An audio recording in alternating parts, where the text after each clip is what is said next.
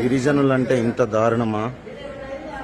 Guinness record కోసం గిరిజనులకి ఇన్ని వేదనలు చేయాలా? ఇంత దారుణంగా ఉన్నారా?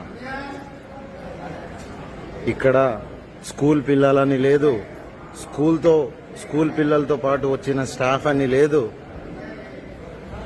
చెల్లా చెదరగా పడిపోయినట్టు ఉన్నారు. చూడండి, వీళ్ళకి పడుకోవడానికి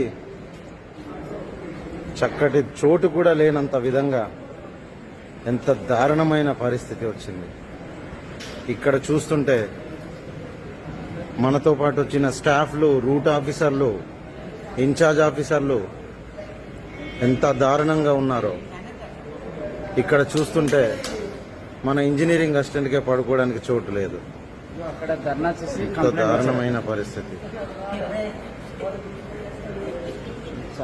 ఇలాంటి బాధ ఎవ్వరికి రాకూడదు. దయచేసి దీన్ని సీఎం గారి దృష్టికి తీసుకెళ్తారని మనవి చేస్తున్నాను.